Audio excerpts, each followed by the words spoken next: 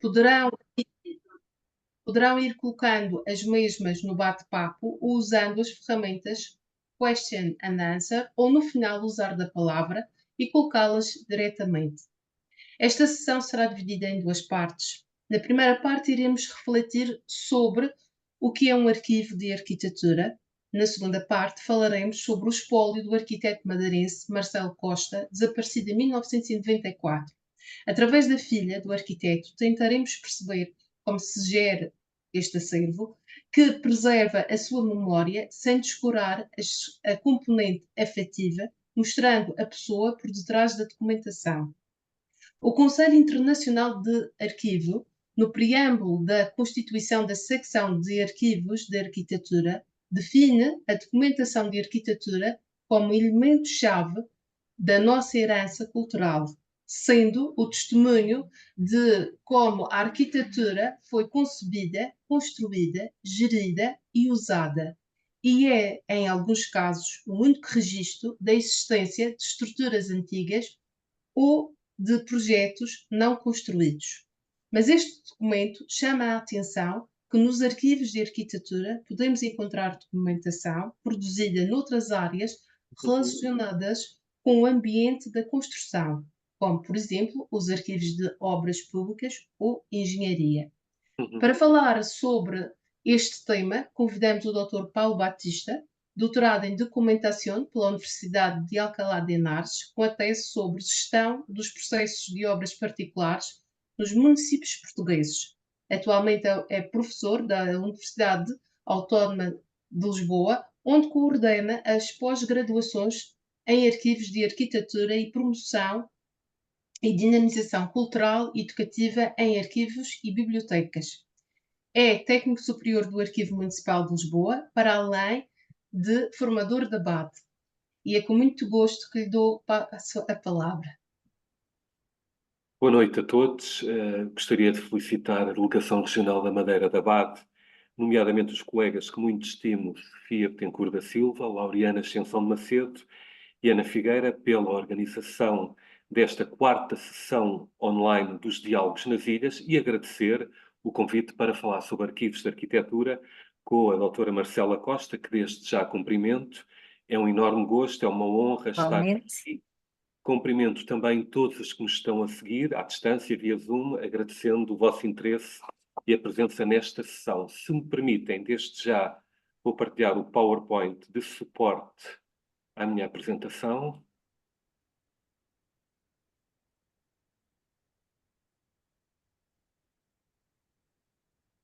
Pronto, penso que estão a ver bem, de tela cheia, correto? Sim, sim. Muito obrigado.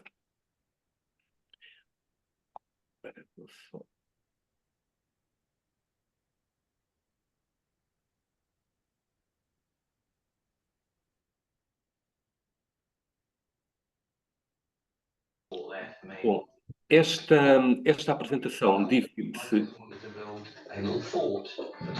Peço ao Sr. Joaquim António Branquinho que desligue o micro, por favor.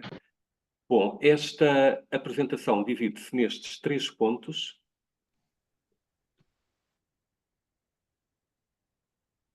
Vamos então começar, e nada melhor do que fazê-lo com uma bela provocação. No caso do notável arquiteto Manuel Graça Dias, num texto publicado em 2009 no COMA, o International Journal on Archives, do ICA.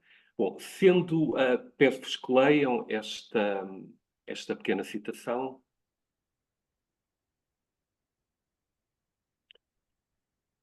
Sendo evidente o exagero e o estilo provocatório característico deste grande arquiteto português, portanto, com o objetivo de provocar o debate, a citação dá o mote para a realidade dos arquivos privados de arquitetos.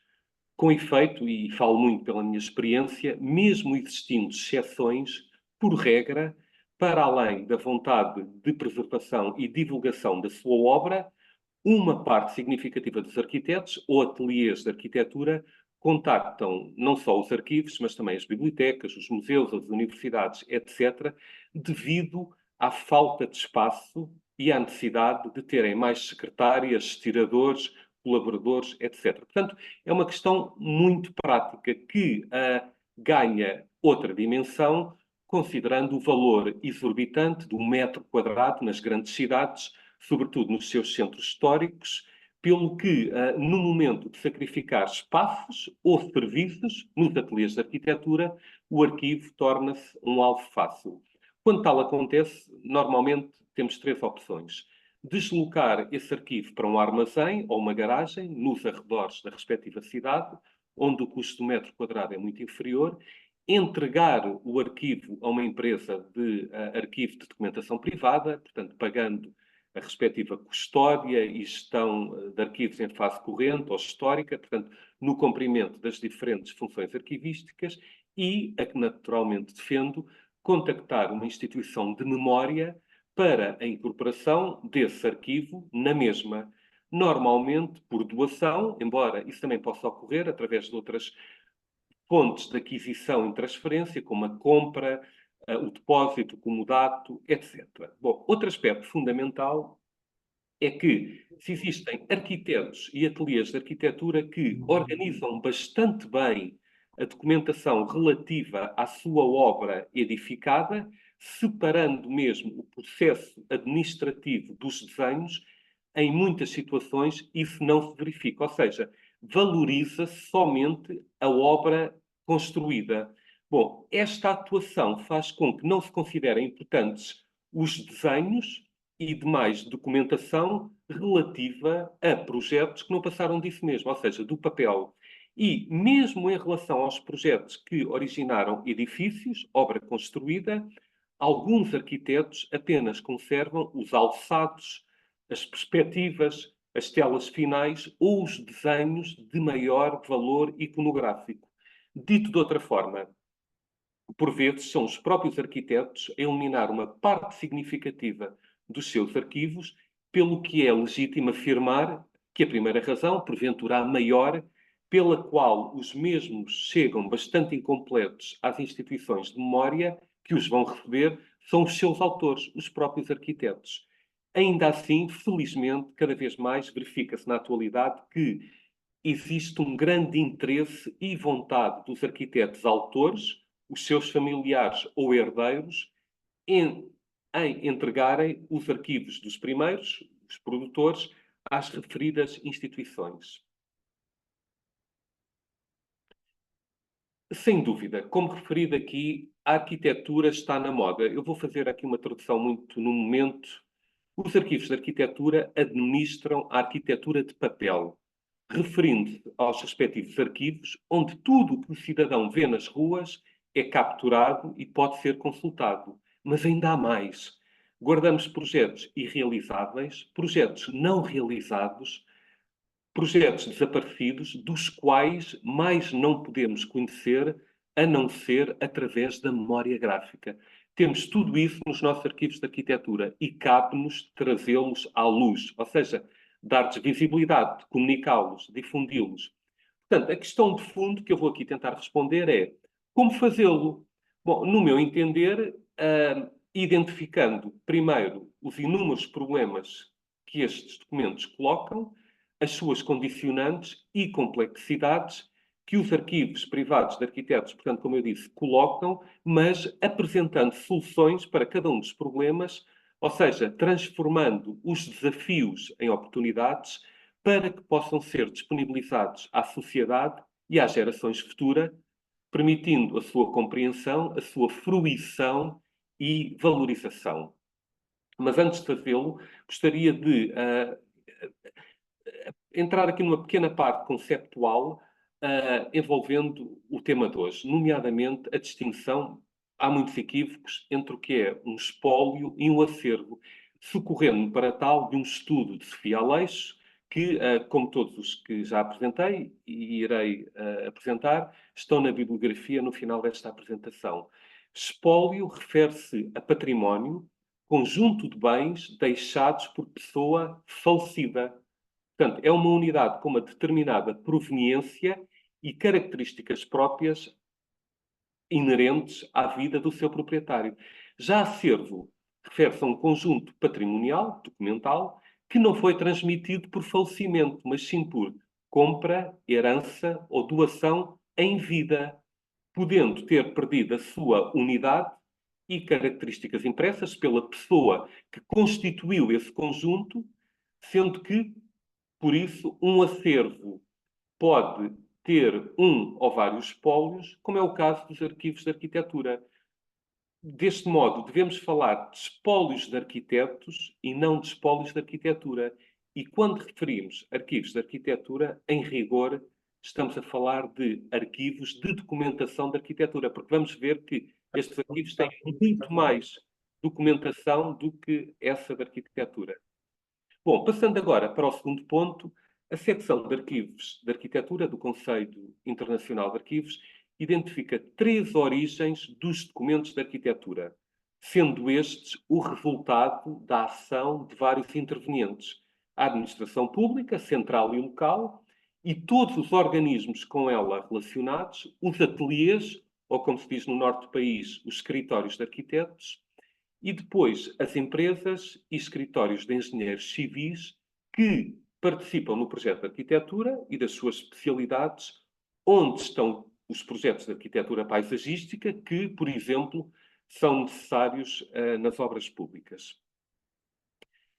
Na sequência do que referi, podemos considerar 3 grandes tipologias de documentos de arquitetura. Portanto, quando falamos de documentos de arquitetura, referimos a estes 3 conjuntos de documentos, que por limite de tempo apenas irei falar da primeira, projetando a intervenção de seguida da doutora Marcela Costa, que irá falar sobre um arquivo pessoal de um arquiteto.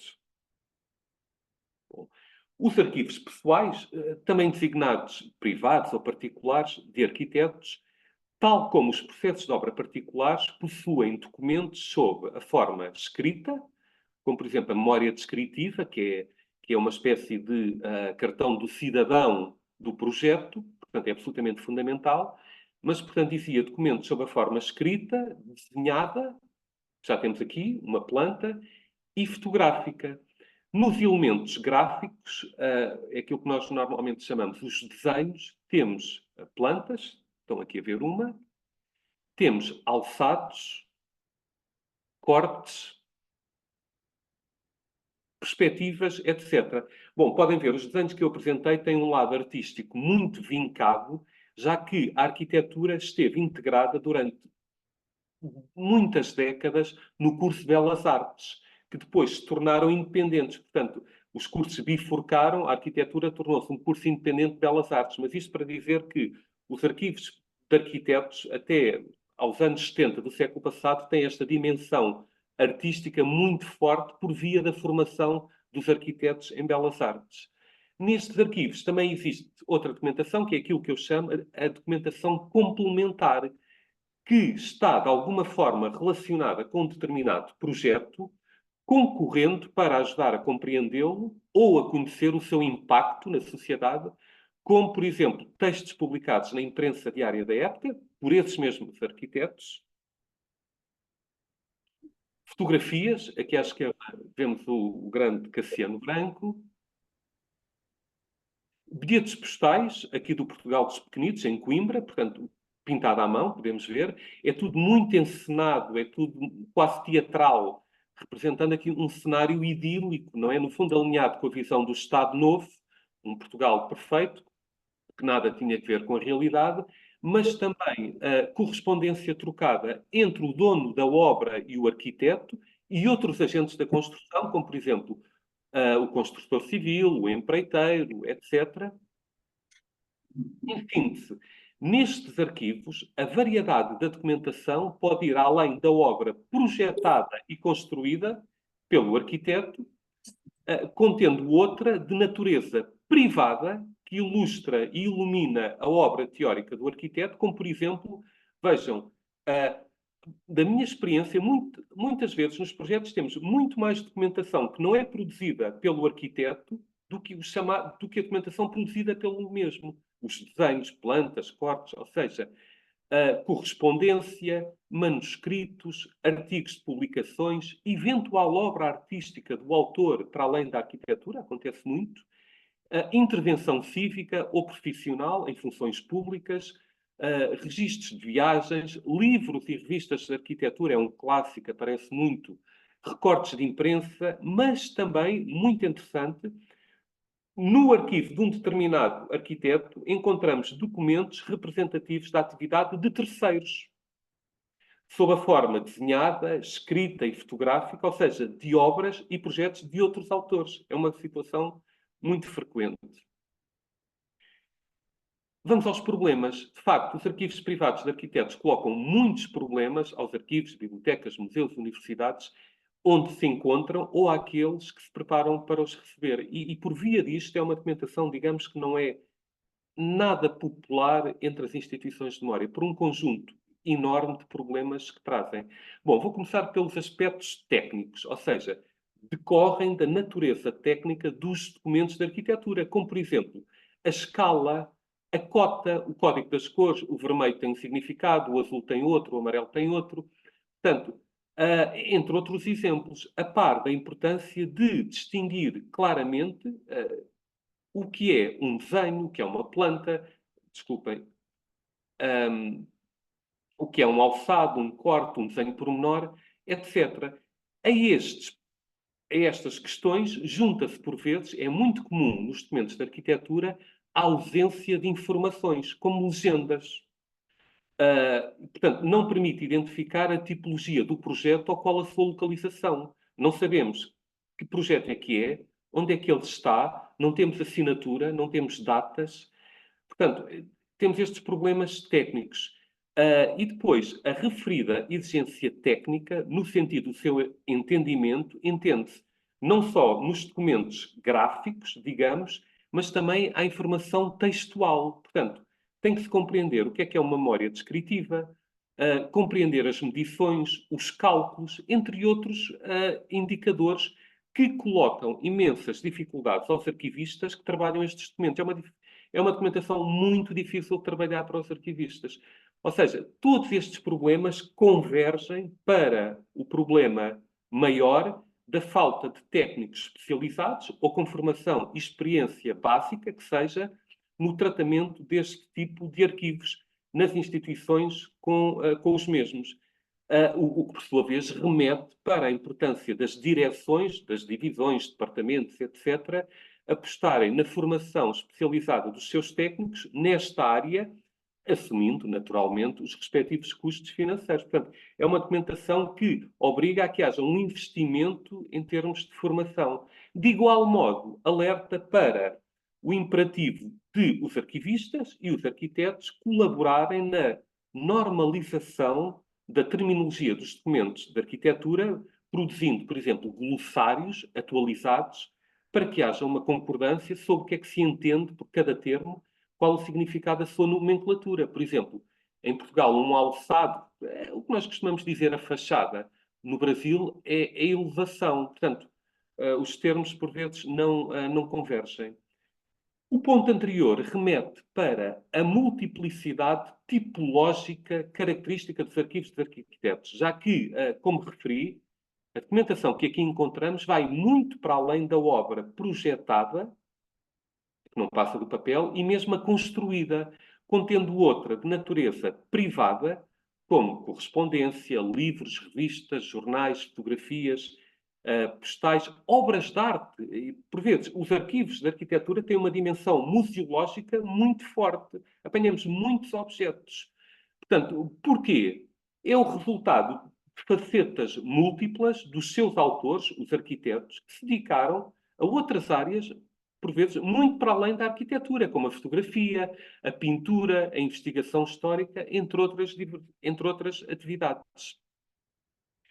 Por sua vez, o tópico anterior explana-se numa diversidade de suportes com o predomínio do papel vegetal, mas que depois temos várias técnicas, são três, o desenho, o manuscrito e a fotorreprodução, mas depois temos muitos materiais de registro, desde o lápis, a mina de grafite, a aguarela, o gouache, o marion, o reprolar, o amocê, o osalide, a tela heliográfica, bom, são muitos. Depois, outra questão que é, a informação inscrita em suporte de papel junta-se a existente em dezenas de processos fotográficos, negativos em vidro até ao digital na atualidade, madeira, metal, documentos digitalizados e documentos nada digitais, para além das maquetes, painéis, amostras de tecidos, de alcatifas, por exemplo, já encontrei, materiais de construção, etc. Bom, como se observa, há uma profunda relação causa e efeito, tudo está interligado, portanto, entre cada um destes problemas, em que, por sua vez, os suportes se vão materializar em diferentes formas, não é? Temos o original e a cópia, são as duas formas, que, por sua vez, podem ser analógicas ou digitais. Todos eles com diferentes dimensões, normalmente entre o A0 e o A4, mas que por vezes alcançam os vários metros de comprimento. Temos aqui um exemplo, um documento que trabalhei, ampliando, portanto, o problema da manipulação e acondicionamento dos documentos de arquitetura que vou desenvolver daqui a pouco. Por agora, quero enfatizar um problema-chave, que é a questão do volume. Não é invulgar, e eu falo da minha experiência, os arquivos pessoais de arquitetos possuírem dezenas ou mesmo centenas de milhares de documentos. No fundo, refletindo a dimensão, a obra do seu produtor, o que coloca exigências tremendas na gestão do espaço em depósito pela falta do mesmo, do espaço. A este ponto soma-se, muitas vezes, o facto de, isto é um clássico também, os documentos chegarem às instituições que vão recebê-los de forma totalmente desorganizada. É o caos. Portanto, perdeu-se a respectiva ordem original, a proveniência, obrigando a um profundo e longo trabalho de reorganização de cada projeto, o que implica a afetação de pelo menos um técnico, muitas vezes por um período de tempo considerável, anos. Trabalhar num arquivo privado de um arquiteto é um trabalho que pode levar anos. A este ponto, temos o problema da preservação, nomeadamente do acondicionamento, é um dos pontos críticos nos arquivos nos arquivos pessoais dos arquitetos, porque em múltiplos casos os desenhos apresentam-se em grandes formatos, o que tem grandes reflexos ao nível da preservação, mormente do seu acondicionamento em mobiliário fixo, portanto, nomeadamente em arquivadores horizontais, que estão a ver, para que possam ser arrumados, abertos, portanto, para não terem problemas de conservação, que eu depois vou falar, mas há uma solução muito mais económica, que é enrolar estes documentos de grandes formatos em tubos. Porque a outra opção é armazenar esses documentos de grande dimensão em mobiliário, com estantes deslizantes. Portanto, a finalidade é aumentar o espaço disponível, não é? Não há aquele espaço de circulação. É que é flexível. Todavia, o custo financeiro é muito mais elevado do que os arquivadores horizontais que apresentei, sobretudo quando se trata de modelos elétricos, ao invés de funcionarem manualmente. De referir que também não é raro estes arquivos terem pinturas e fotografias, por vezes emolduradas, estamos aqui a ver, de grande dimensão, com as mesmas implicações quanto ao seu acondicionamento. Em síntese, ao problema inicial da grande dimensão, dezenas, centenas de milhares de documentos, junta-se o do elevado valor do mobiliário apropriado. Este aspecto é especialmente visível quando se trata de maquetes. Considerando a sua dimensão, podem ter metros, pesos, podem ter 400, 500 quilos, mais, encarecendo muito as soluções para a sua eventual instalação. Estes são os depósitos da Casa da Arquitetura, em Matosinhos. Outro exemplo de solução para o acondicionamento de maquetes. O ideal será haver um espaço expositivo, como por exemplo existe na Direção-Geral do Património Cultural, o Forte Sacavém. Ainda no âmbito dos grandes formatos, esta característica coloca outros problemas ao nível digital, que são dois. O primeiro refere-se à digitalização propriamente dita, exigindo digitalizadores de enorme dimensão, têm valores de aquisição astronómicos, portanto, inacessíveis para a larga maioria das instituições que têm à sua responsabilidade estes arquivos. O segundo problema tem que ver com o seu armazenamento, no qual o formato TIFF deve ser a opção, considerando o objetivo da preservação ao longo prazo, ao invés do JPEG, não é? Que é bom para disponibilizar, para comunicar, mas cuja qualidade se degrada com rapidez. Todavia, a escolha do formato TIFF reduz de forma bastante significativa, dramática, a memória disponível no sistema informático. A questão digital é absolutamente decisiva, considerando as vantagens, que todos sabemos, da digitalização, portanto, ao nível do acesso, da difusão da informação e da preservação dos originais. O que explica que, sempre que tal seja possível, a forte aposta dos serviços de informação nesse sentido. Por último, o problema da conservação. Devido à fragilidade do papel, que é o suporte em que maioritariamente estes documentos se apresentam, a que se junta a dimensão muito grande destes arquivos, mas também o natural efeito do tempo, é crucial que estes documentos beneficiem de ações de conservação. Os problemas mais comuns, isto daria para outra apresentação, são a sujidade, a ferrugem, a fita adesiva, dobras e vincos, rasgões, margens quebradiças, áreas de suporte perdidas, o franzido e a ondulação do papel, ataques de insetos e fungos, manchas, a ação corrosiva das tintas, por exemplo, as ferrogálicas, a descoloração, etc. Que, por sua vez, estes efeitos nocivos obrigam a medidas de conservação, nomeadamente de preservação e restauro, que eu não tenho tempo para falar.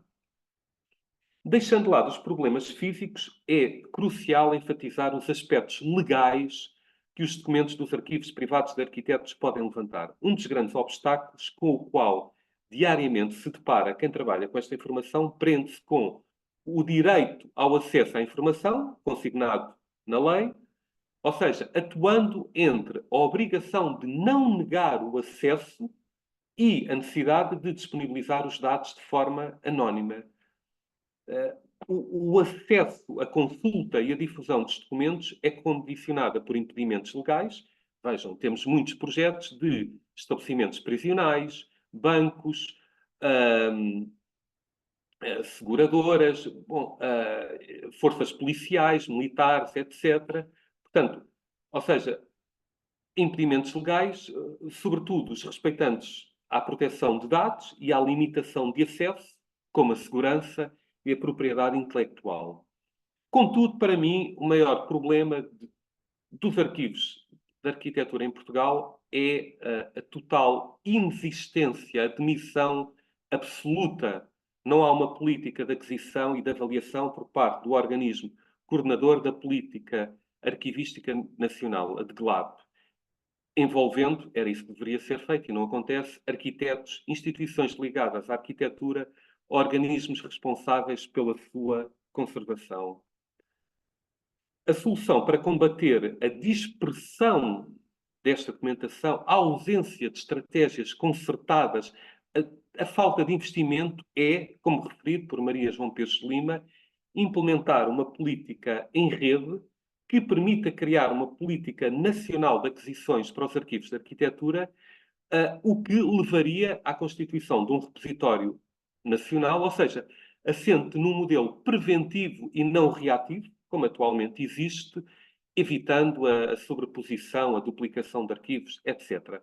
Esta autora destaca, e eu subscrevo integralmente, é fundamental tratar os arquivos doados, depositados, em tempo útil, às expectativas dos doadores para a documentação ser tratada, publicar descrições em linha, implementar um portal único de acesso com ligações para cada uma das entidades custodiadoras, produzir eventos de divulgação, apostar nas redes sociais, não é uma opção, é um destino, não há nada a fazer. Bom, campanhas de sensibilização para a doação, depósito destes arquivos, campanhas de mecenato, concorrer a programas nacionais e internacionais para a salvaguarda destes arquivos, estabelecer acordos com as faculdades de arquitetura e urbanismo, etc, etc. Passo agora para os desafios, já falei nos arquivos, desafios que estes arquivos colocam. Bom, as doações efetuadas pelos arquitetos do século XIX, mas também XX, caracterizam-se por privilegiar os desenhos mais espetaculares do ponto de vista gráfico, como alçados, perspectivas, planos, a que se junta a documentação particular, privada, como correspondência, fotografias, livros, trabalhos escolares, trabalhos académicos. Ou seja, de fora, e isto é dramático, fica quase sempre a documentação escrita ligada à gestão corrente, diária, da profissão de arquiteto e da empresa de um ateliê. Como, por exemplo, como é que ela foi criada, como é que foi o desenvolvimento desse ateliê, mas também, por exemplo, a área financeira, recursos humanos. Isto é aquilo que nunca apanhamos nos arquivos privados de arquitetos, ou que é muito raro. Ou seja, daqui resulta que as instituições de memória apenas recebem uma pequena parte do arquivo desse arquiteto, deixando de fora a documentação com valor primário que cumpre as funções de prova administrativa, legal ou financeira, que é claramente a mais volumosa em qualquer empresa. Por conseguinte, estamos a falar muito mais de arquivos privados e raramente em arquivos empresariais, sendo que eles são, à partida, arquivos empresariais. Mas aquilo que chega às instituições de memória são arquivos pessoais. Por outro lado, nas políticas de aquisição, observa-se que, em algumas instituições, privilegiam os arquivos de arquitetos e os ateliês mais conhecidos e mediáticos. Ligado a este aspecto, verifica-se a aquisição de arquivos de arquitetura por instituições que não possuem um sistema de gestão de arquivos, ou seja, não apostam no tratamento integral de um determinado arquivo, mas apenas de uma parte do mesmo, ancorada na popularidade, no mediatismo do seu produtor.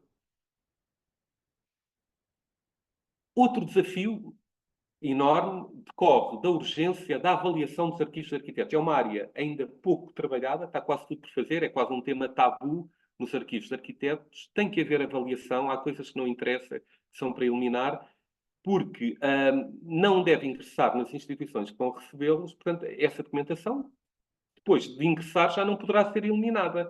Aí já é muito mais, portanto, tem que ser negociado no momento da compra, da doação, etc. Portanto, favorecendo a que realmente tem valor secundário, de conservação permanente, ou seja, histórico e informativo, com utilidade para fins de investigação. Nunca é demais acentuar que as políticas de retenção devem ser mais fechadas sobre o que arquivar em cada projeto, o que passa pela definição de critérios rigorosos que conduzam a uma avaliação e seleção muito clara da documentação que vai integrar estes arquivos. Ou seja, combater a ideia de que tudo deve ser conservado, ou muito pior, que só se preservam os arquivos de arquitetos de reconhecido mérito. Relevo agora as questões resultantes da natureza cada vez mais digital dos documentos destes arquivos, o que enfatiza a urgência de assegurar a sua conservação e acesso no futuro, ou seja, mitigando os riscos de obsolescência numa realidade organizacional e tecnológica que está em permanente mudança. Este tema é tanto mais premente quanto contemporâneos são os arquivos privados de arquitetos, em que o peso digital é cada vez maior. Ou seja, o que por sua vez também evidencia a importância do trabalho em equipa entre arquivistas, arquitetos e informáticos. Termino com as oportunidades que os arquivos privados de arquitetos possibilitam, começando com um aspecto cuja relevância eu já referi, ao abordar as vantagens da digitalização. De facto, a internet é uma opção irreversível e inadiável para as instituições que possuem estes arquivos e pretendam apostar na difusão desses documentos, já que permite a publicação de descrições em linha, através de sistemas interoperáveis, o que, por sua vez, possibilita a consulta remota da informação e a obtenção de cópias digitais. Depois, a organização de exposições, decisivo, com a publicação dos respectivos guias, inventários, catálogos, listas, repositórios, índices, ou seja, disponibilizando os instrumentos de acesso à informação, idealmente associados a todos os documentos que existem nesses arquivos, e não apenas aos que são mais espetaculares graficamente, ou seja, seguindo, naturalmente, uma metodologia que obedece às normas nacionais e internacionais de descrição de documentos de arquivo. De igual modo, insere-se nesta estratégia orientada à divulgação, à comunicação destes arquivos, a criação de um serviço cultural. Por exemplo, os meninos das escolas não vão à escola. Vai o arquivo às escolas. A população sénior não vai ao arquivo.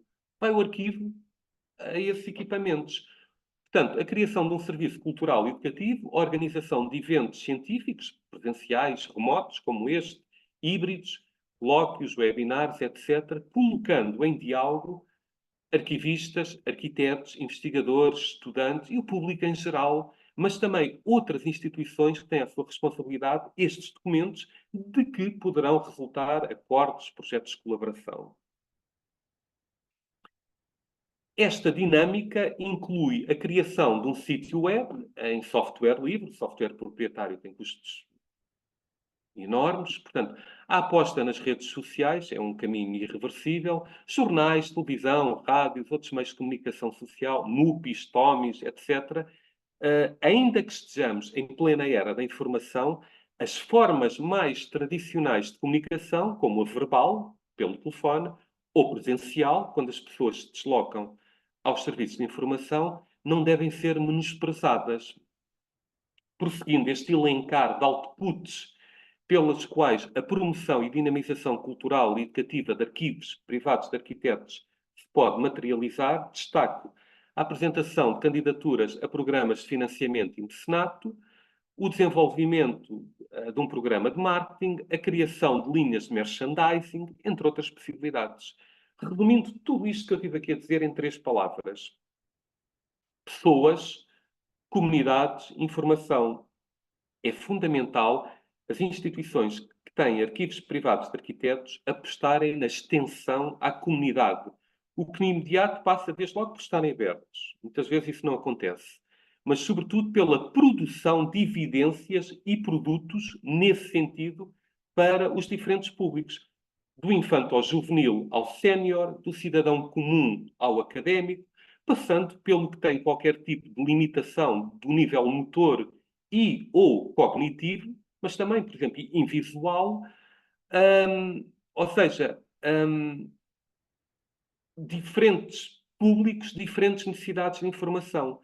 Envolvendo esta dinâmica, se o acesso à informação é uma exigência ética do processo civilizacional, a acessibilidade também o é, o que é metrificado pela inexistência de barreiras arquitetónicas para pessoas com deficiência, incapacidade ou dificuldade motora. Só desta forma poderemos falar verdadeiramente em promoção da equidade e inclusão de todos os cidadãos em instituições que têm arquivos privados de arquitetos, já que os respectivos documentos, qual é a sua importância? Eles são fundamentais para o conhecimento, para a proteção e garantia dos cidadãos e das instituições, ou seja, são a espinha dorsal da construção da memória coletiva e da democracia. Os arquivos privados de arquitetos e os documentos que integram não são importantes apenas do ponto de vista arquitetónico e urbanístico, mas também da perspectiva social, cultural e educativa. Termino com a indicação da pós-graduação em Arquivos de Arquitetura da Universidade Autónoma de Lisboa, um curso absolutamente pioneiro nesta área, como solução para estes problemas, desafios e oportunidades que aqui apresentei, Este curso, cujas inscrições para a terceira edição se encontram a decorrer, começará a 7 de outubro, tem como objetivo desenvolver a investigação, mas, sobretudo, questões muito práticas. É o saber fazer. Ou seja, atividades ligadas à organização, como é que se organiza, como é que se classifica, como é que se descreve, como é que se conserva, como é que se preserva, como é que se faz o acesso e a difusão, com vista a um conhecimento aprofundado dos documentos existentes nestes arquivos. Aliás, na verdade, este curso, que é 100% online, integralmente, os professores de Portugal e do Brasil são pessoas que trabalham no terreno, em instituições que têm estes arquivos à sua responsabilidade, ou seja, a resolver os problemas, a dar resposta aos desafios e a potenciar as oportunidades que os mesmos possuem. Vou só aqui abrir, só para ficarem com uma ideia. Estou mesmo a terminar.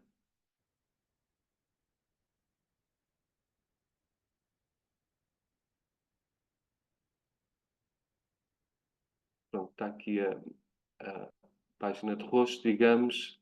Pronto, está aqui o plano curricular, o corpo docente, etc. Bom, eu vou fechar.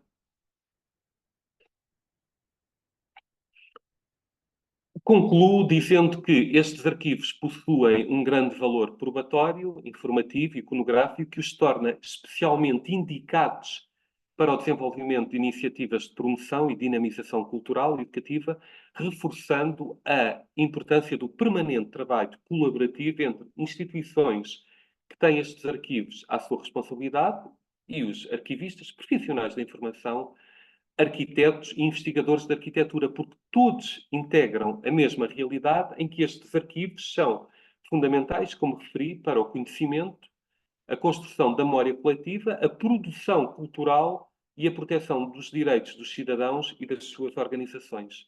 Termino, naturalmente, com a bibliografia de suporte a esta apresentação. A quase totalidade está acessível à distância.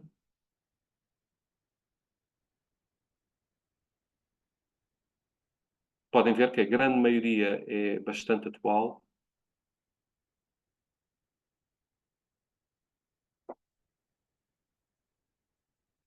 Muito obrigado.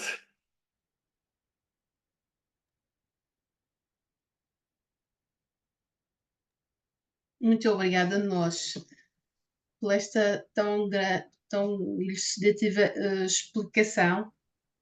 E pedia depois o favor de partilhar connosco o PowerPoint, se for possível, Sim, depois para quem quiser ter acesso. E agora passo a palavra à Ana Cristina, Ana Figueira, para apresentar a segunda parte. Penso que o Laureano estava a levantar a mão. As perguntas, não sei se o Laureano quer fazer, serão no fim. No final. Não, Sim. estou apenas batendo palmas. Muito bem, Laureano. Desculpa, Laureano, eu vou. Peço desculpa. Pronto, vamos então a passar à apresentação da doutora Marcela Costa. Para mim, é a colega Marcela Costa, trabalhamos juntos, tenho esse privilégio. A doutora Marcela Costa é formada em Belas Artes e Pintura, mestra em Museologia pela Universidade Lusófona de Humanidades e Tecnologia, docente de Artes Visuais, foi responsável pedagógica no Núcleo Museológico A Cidade do Açúcar entre 2000 e 2005, aqui no Funchal, e desde 2015 até a atualidade exerce funções técnico-pedagógicas na Direção Regional do Arquivo e Biblioteca Pública da Madeira, no Serviço Educativo, juntamente comigo. As suas funções incluem conceber e dinamizar atividades, quer na promoção de arquivos, quer na promoção do livro e da leitura. Muito, muito mais haveria para dizer, Marcela. Esta biografia resume-se muito, muito, muito pequenino, mas pronto, tem que ser. Para falar do arquiteto Marcelo Costa, que também é o pai da Marcela Costa, nada melhor do que a Marcela Costa. Portanto, vamos tentar ser breve, porque, de facto, hoje temos um painel de gente muito interessante. Portanto, o doutor Paulo éramos capazes de ficar cá a noite toda, que não cansa. Portanto, e a Marcela será o mesmo. Portanto, Marcela, por favor, controle-se, está bem? Desde já agradeço a apresentação. Haveria muito mais a dizer, como lhe disse, mas já falaremos sobre isso. Para apresentar o arquiteto Marcelo Costa, de uma forma breve, depois a Marcelo falará. Nasceu a 19 de agosto de 1927, aqui na freguesia de Santo António, no concelho do Funchal. Filho de funcionário da Caixa de Previdência e de uma professora primária, frequentou o Liceu do Funchal e depois ingressou na Escola de Belas Artes do Porto, onde cursou arquitetura até 1965. Regressou ao Funchal, onde passou a viver de forma permanente, apesar dos convites para ingressar em ateliês de arquitetura no continente. Foi autor de vários projetos de arquitetura modernista e pós-modernista, desde moradias unifamiliares à Igreja de Nossa Senhora do Carmo, em Câmara de Lobos, que é lindíssimo. A sua obra mais icónica é o edifício Apart Hotel na Via Azul, o qual ainda hoje é estudado nas atuais faculdades de arquitetura no continente. Além de arquiteto, também foi artista plástico nas áreas do desenho e da construção de objetos e instalações, tendo realizado exposições destes seus trabalhos. Um homem multifacetado, escreveu ficção e artigos sobre arquitetura e foi também o fundador do primeiro teatro experimental do Funchal nos anos 60 do século passado. Foi docente do antigo Instituto de Artes Plásticas da Madeira, até falecer de doença cardíaca em 1994, com apenas 67 anos de idade, ainda muito jovem. Portanto, Marcela, há muito a dizer sobre o seu pai. Passo-lhe a palavra, portanto, e somos todos ouvidos, está bem? Muito obrigada, Ana, muito obrigada. Não sei se estão a ver a fotografia. Estão? Pronto, consegui compartilhar, muito bem. Isto é assim, eu podia mostrar, eu não tenho propriamente, eu tenho aqui algumas imagens para contextualizar esta figura, o arquiteto Marcelo Costa, que é realmente um caso, à distância, e como também estudiosa da área de artes plásticas e arquitetura, à distância é um caso de estudo, uma vez que nasceu numa ilha, não é? Mas na Ilha da Madeira, especificamente, mas mostrava uma visão da arquitetura muito além da própria arquitetura que se praticava na época. Estamos a falar de arquitetura rural, estamos a falar de arquitetura mesmo, arquitetura urbana, no sentido que nós temos aqui muito na Madeira, de bons arquitetos, mas ele estava sempre um bocado à frente. Ele cursou no Porto, ele foi contemporâneo do Cisa Vieira e do Cassiano Branco, ele e o Cassiano Branco eram muito, muito amigos. E, aliás, o próprio Navio Azul foi uma obra em que o meu pai trabalhou, obviamente, nessa obra, mas também houve uma participação aqui do Cassiano Branco.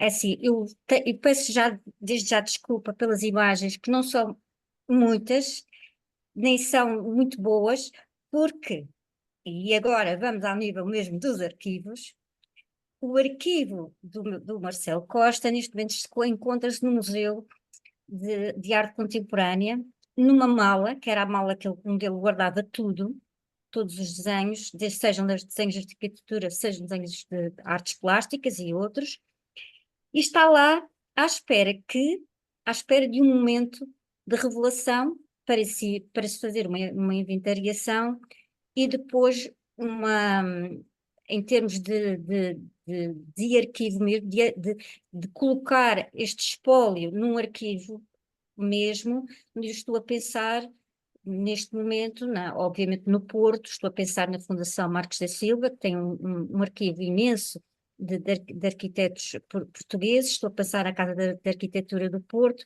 porque de facto tem as condições e pronto, isto, não só as condições, como também trabalham exatamente neste âmbito. Ora bem, vamos falar então sobre esta obra, que é realmente sui generis. O que eu tenho aqui são fotografias que eu consegui digitalizar de desenhos de arquitetura. Alguns vocês vão ver que são desenhos de arquitetura futurista. Ele em 66, ou seja, quando eu tinha 1 ano, ele começou a fazer uns projetos, vários projetos que ele até sequenciou de arquitetura futurista. Obviamente que neste momento no Dubai estou a fazer coisas que ele, que ele em 66 já estava a prever. Depois vamos falar um bocadinho do navio azul e depois, se calhar, depois deixo à consideração de quem nos ouve umas perguntas, as perguntas que queiram fazer, mas desde já digo que realmente o meu pai era uma pessoa especial, era uma pessoa com uma sensibilidade especial. Ele não se adequava de todo aqui ao meio da ilha. Isso, claro, foi imensamente prejudicial, embora tivesse recebido imensos pedidos para ir para Lisboa, por exemplo, trabalhar com o Manuel Vicente, na recuperação da área ribeirinha. Ele recebeu convites, mas ele queria trabalhar na Madeira, porque apesar de o meio ser um bocado hostil, ele gostava da Madeira, ele amava a sua ilha e queria trabalhar para a ilha, para as pessoas da sua ilha, apesar de todos estes constrangimentos. Estão a ver este desenho? Estão a ver? Muito bem. Isto só para introduzir, não sei se conseguem ver bem, há aqui uns pormenores, que eu depois vocês vão reparar. Marcelo, Marcela, estamos a ver a fotografia do seu sim. pai. Só um momento então, está bem? Desculpem.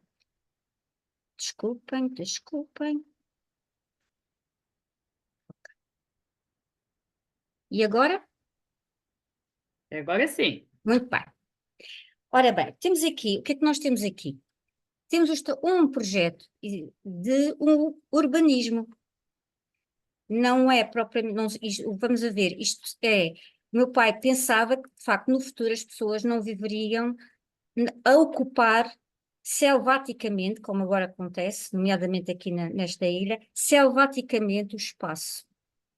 A ideia era deixar o espaço da terra livre e construir em altura e em suspensão.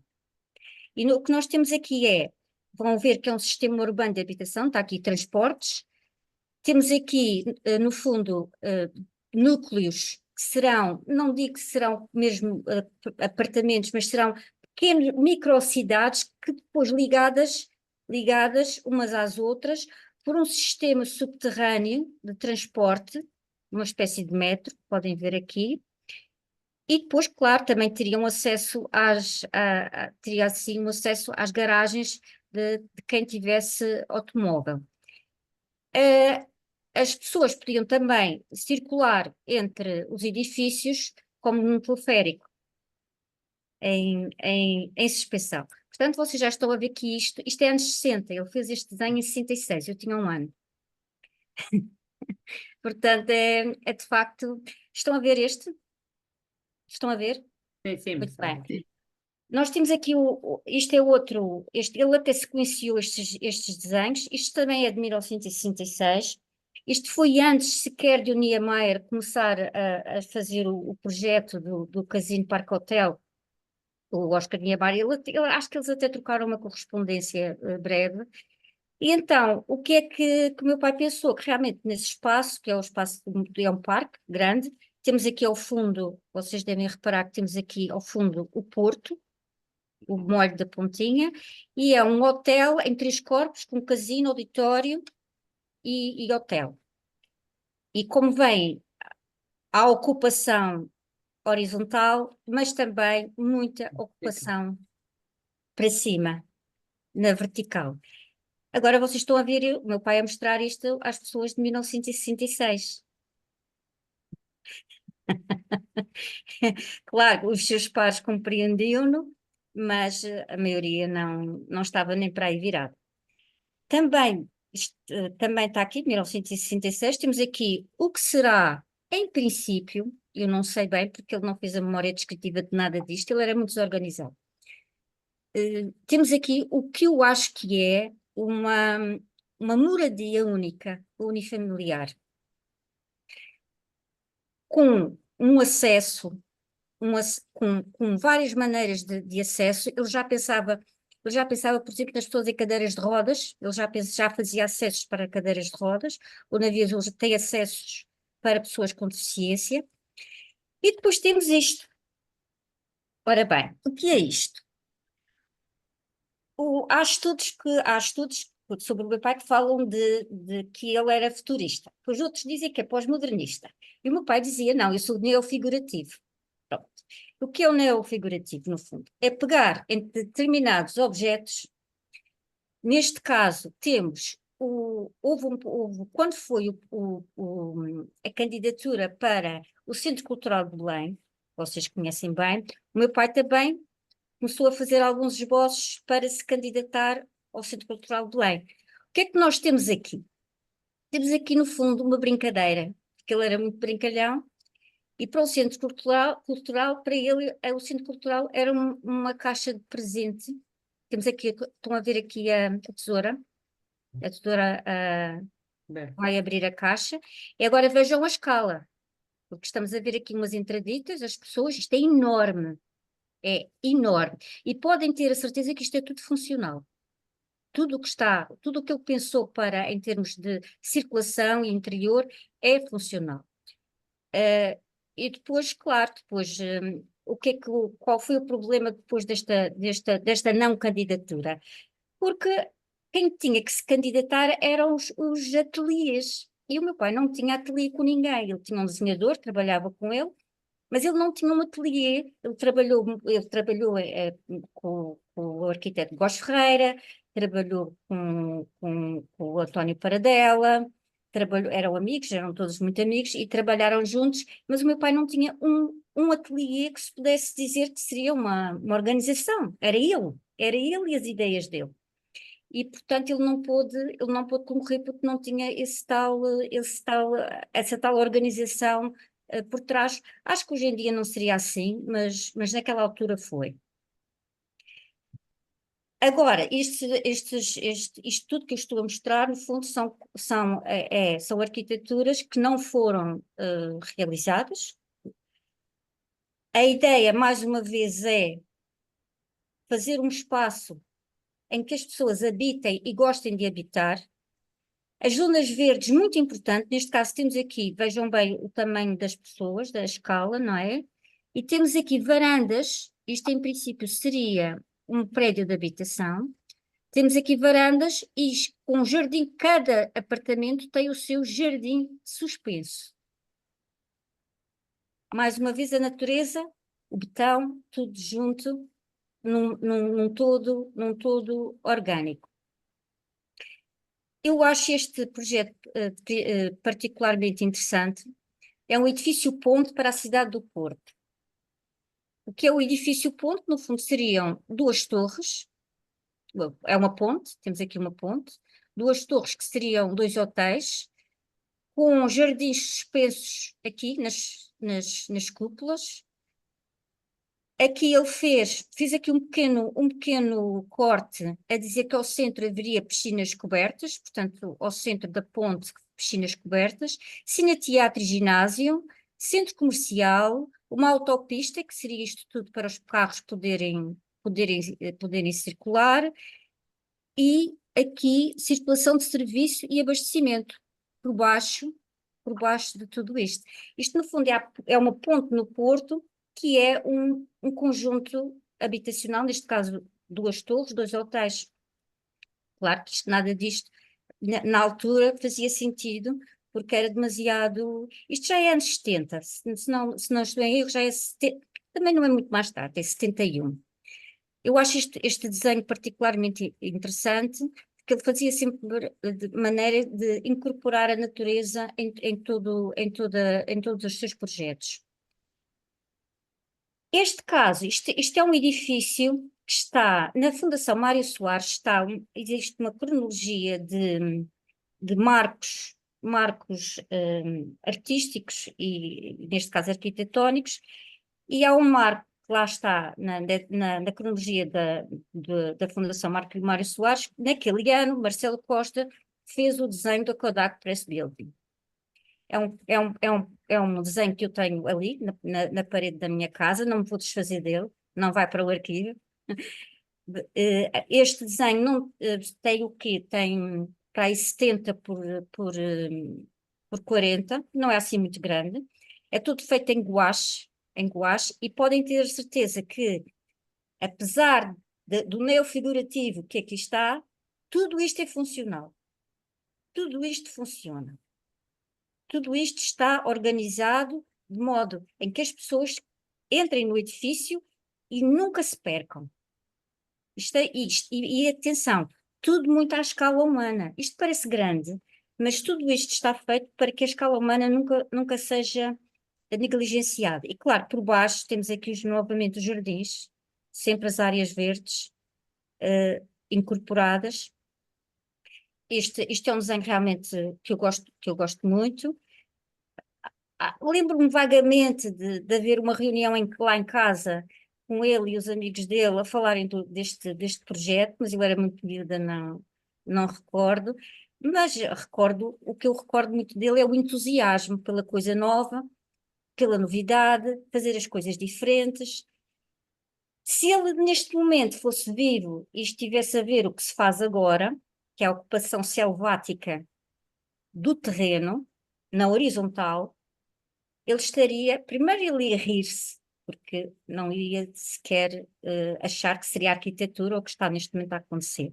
E depois, claro, ficaria chocado por ver a natureza completamente devastada pela construção, uma construção sem conceito, digamos assim. É um conceito um bocado, variação sobre o mesmo caixote, não sei, que eu chamo variação sobre o mesmo caixote. Ora bem, eu vou primeiro passar aqui. Isto é uma maquete que já não existe, do navio azul. É uma maquete muito boa, era impecável, muito boa, mas com o tempo foi-se degradando. Isto é o que nós chamamos a proa, não é? Estas varandas, como vem, parece mesmo a proa de um navio. Temos aqui um solário e piscina. Um momento. Temos aqui o que ele é neste momento. Fica mesmo à beira da estrada. Não era para estar aqui, como o navio que era, porque o meu pai era fascinado por barcos, e mesmo a igreja de Nossa Senhora do Carmo, que a Ana Figueira falou, tem a forma de um navio. E já chamam, e os populares, as pessoas da zona, chamam a Barca de São Pedro. Ficou mesmo cunhado como a barca de São Pedro. Ele não disse que era a Barca de São Pedro, mas ficou assim. E então, o que é que nós temos? Temos aqui um espaço de restauração enorme, gigante, que não está a ser usado como espaço de restauração, pelo que eu sei. Foi alugado até a uns amigos meus, o espaço como um espaço de habitação. Só um momento. A localização, como veem, é uma localização muito má.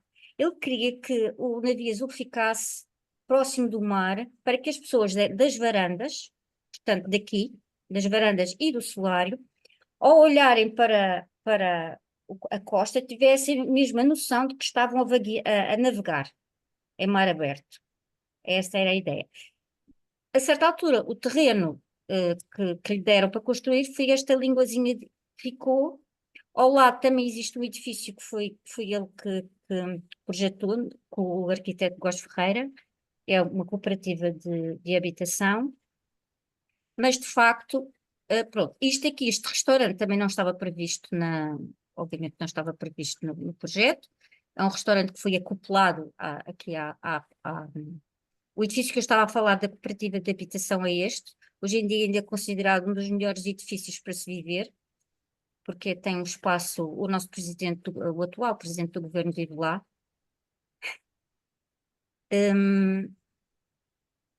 Só um momento.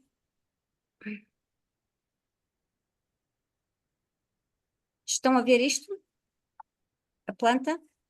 Não, estamos a ver ainda o mesmo slide, Marcela. Muito bem. Desculpa.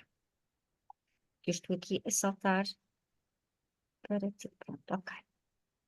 Vão a ver agora. A Marcela tem que partilhar a tela. Ah, fazer isto de outra maneira.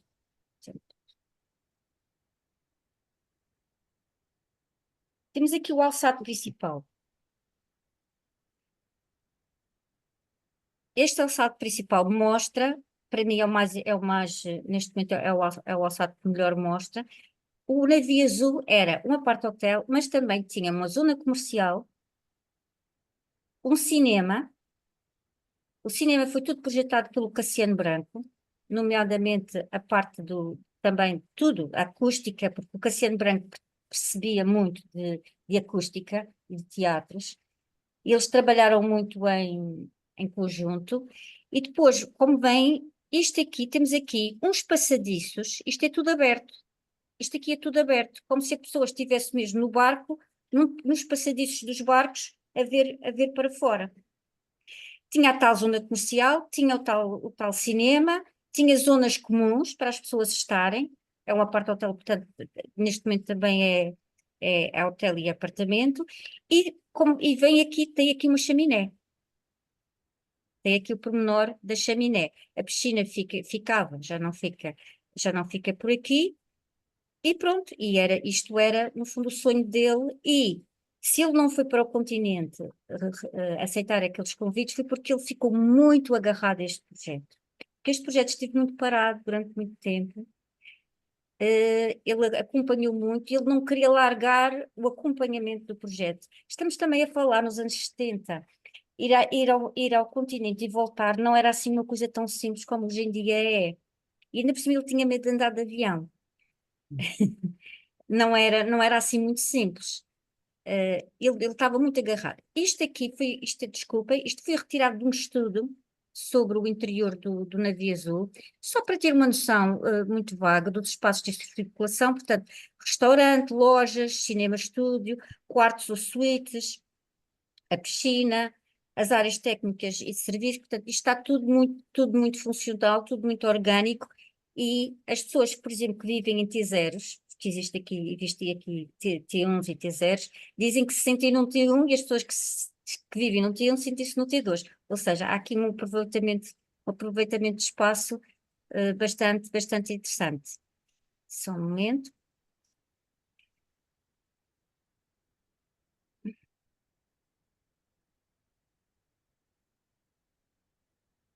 Pois,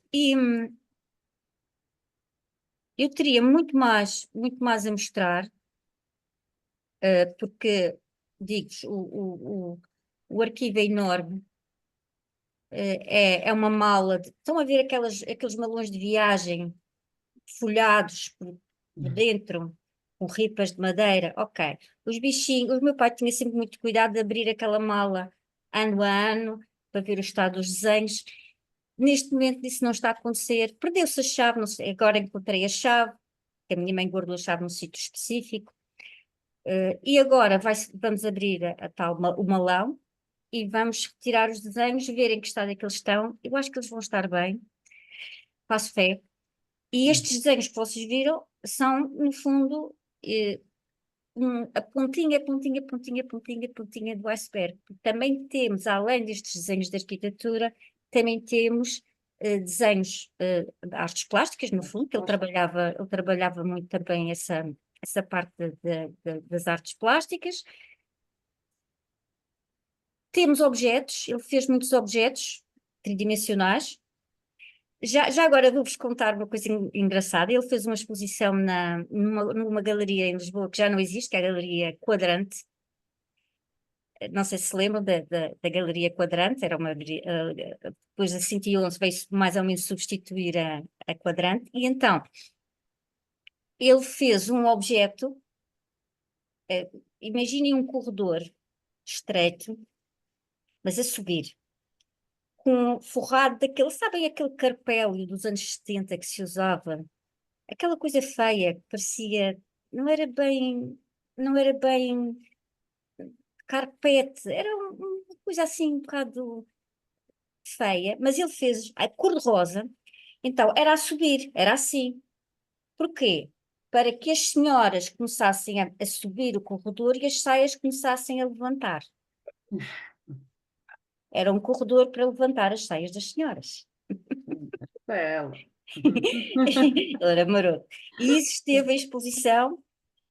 Nessa exposição também estavam objetos do René Berto, eles eram como irmãos, faziam até anos com 2 dias de diferença, eram como irmãos. Desenhos do René Berto, da Lourdes Castro, da qual ele também era grande amigo. E foi um sucesso, essa exposição foi um sucesso. Depois o meu pai fez mais na Madeira, fez mais uma outra exposição, mas neste momento, isto estamos a falar entre pessoas da área, estamos a falar entre pessoas que estão dentro da mesma sintonia. O que vocês veem é muito falado nas faculdades de arquitetura, nomeadamente no Porto e em Coimbra, nomeadamente na Via Azul, que faz parte do currículo do módulo 1 de Teoria da Arquitetura da Faculdade de Arquitetura de Coimbra, mas aqui na Madeira não se fala nada dele. Pois, Nada, pois. nada. É o esquecimento total. Ou seja, neste momento o que eu estou a ver é um crescendo, as pessoas a se interessarem cada vez mais pela obra dele, e também isso deu-me ânimo para pegar de facto naquela mala. E atenção que o meu pai não só tinha isso, como também tinha, ele era fotógrafo, fotografava imenso, escrevia contos, escrevia poesia, escrevia peças de teatro. Eu sou dramaturga, não está no. Pois. Agora, vocês têm que imaginar o que é conviver com uma pessoa destas no dia a dia. Estão a ver uma pessoa destas preocupada, por exemplo, com a conta da luz. Não dá, não estava. Nunca estava preocupado com a conta da luz. Então, sei quando a conta era muito grande e não se podia pagar, porque um arquiteto, a certa altura, numa madeira que se foi desenvolvendo, como eu disse, ocupando selvaticamente o espaço horizontal e o espaço da natureza e a orla marítima, ele não se enquadrava nessa vertente, até ele e o grande amigo José António Paradela, que foi o chamado arquiteto da Madeira Nova, os dois andavam ali sempre às turras, porque não concordavam. O Paradela dizia que ele era um sonhador e um poeta, e o meu pai dizia, mas tu também não estás a ver bem o que é que estás a fazer? Havia mais ou menos isso. Não sei se tem noção de um edifício que nós temos aqui, que é o edifício na Avenida Arriaga. O Paulo, não sei se veio aqui à Madeira, se conhece. É um edifício enorme. Foi Marina, de parte do bairro para um edifício enorme e altíssimo e gigantesco. Marina. A Marina Shopping, exatamente, que cortou completamente, e depois ele disse ao Paradela, mas isso vai cortar completamente o ar do mar para limpar a poluição da avenida, porque esta avenida é muito poluente, muito poluída. Mas não, o edifício está ali, é feio, é horrendo. Atenção que era muito amiga do Paradela, ele era um amigo querido, mas o edifício é feio, é horrendo, e está ali a obstruir o que seria a passagem do ar da brisa do mar e do ar do mar, ainda por cima está junto ao Teatro Municipal, que é um teatro do século XIX, lindíssimo, completamente fora de escala. Ou seja, o meu pai também era muito casmurro, tinha a sua ideia de arquitetura e não queria sair desse conceito que ele tinha da arquitetura, que era para ser vivida pelas pessoas à escala das pessoas, não à escala gigantesca do Dubai, mas à escala das pessoas daqui. E pronto, mas obviamente me orgulho muito e claro que as pessoas que me são próximas e são próximas da minha família, pronto, sabem dar valor a esta obra. Agora resta pegar nisto tudo, inventariar, E tratar. Exatamente. inventariar e depois falar com as organizações que puderem estar interessadas neste espólio. Desculpem, demorei muito. Não, Marcela, não, claro que já, pronto, falou perfeitamente. O seu pai é um homem fascinante. Quem conhece a Marcela, talvez agora por exemplo, eu que sou sua colega, talvez perceba essa sua energia, essa sua criatividade, de onde é que vem, tem uma explicação, porque a Marcela, quem tem convive uma- a Marcela é uma tem caixinha de origem, tem. surpresas, toda ela é criatividade, transpira teatro, são maletas pedagógicas, esta mulher tem uma cabeça maravilhosa, explica, está muito explicado. Eu conhecia vagamente o seu pai e agora, de facto, tenho muita curiosidade em perceber melhor. Claro que é assim, santos da casa não fazem milagres, não é? Ele aqui na Madeira, de facto, não é assim um nome assim, de facto, assim tão conhecido, não é? Ele era um homem fora do seu tempo, não é? Pois, Completamente. completamente. A Marcela também é. Sim, mas ao contrário dele, eu dizia-lhe sempre, pai, tens que saber viver. Pois, ele não. Pois. Eu Tens não que sei saber viver. se algum colega aqui presente Há quer aqui, colocar. há aqui uma questão que foi colocada, agradeço a Marcela, mas há uma questão que foi colocada. É uma provocação. Como é que um espólio destes ainda pode estar numa Uma caixa. maleta? Uma maleta não, num malão de viagem. Porquê? Porque houve uma pessoa que quis fazer uma tese de doutoramento sobre o meu pai, abri-se o malão. Ele andou ali meses a mexer no malão, meses e meses e meses, e eu no fundo deixei que o malão ficasse com. Ele estava primeiro no Museu de Arte Sacra, à guarda do Museu de Arte Sacra, e depois é que foi parar ao Mudas. E no Museu de Arte Sacra foi aberto, atenção, que não é só a mala, também existem maquetes, pequenas maquetes. Foi uma coisa louca, porque ele tinha maquetes espalhadas por todo o chão do ateliê, pequenas, mas com formas simples. Formas simples. Só que ele chegava à maquete, mudava um bocadinho, portanto, quando ele faleceu, as maquetes estavam todas por colar. Então eu andei lá a pôr pinguinhos de cola UHU para colar as maquetes, para aquilo poder ser. Depois o escultor Amândio, grande amigo, arranjou caixas e pusemos as maquetes em caixas. Estão completamente acidificadas, mas como é muito fácil fazer réplicas daquelas maquetes, eu não estou muito preocupada. Por que é que ficou lá? Ficou lá porque não sabia bem o que fazer. Abrir, ok. Depois, entretanto, a pessoa que estava a fazer o doutoramento desistiu de fazer o doutoramento. E eu estava à espera que ele fizesse o doutoramento, publicasse o doutoramento e aí abria-se a mala e fazia-se uma exposição. Fazia todo, para mim, fazia todo o sentido. E, entretanto, foi para o Mudas. Eu sempre quis abrir a mala, mas havia sempre. As pessoas estão muito ocupadas. Eu também estava muito ocupada, também confesso. Só que agora, realmente, ao ver o interesse crescente pela obra dele, e porque ele também não sabia o que fazer ao espólio, estava com dúvidas acerca, ou doava, ou vendia.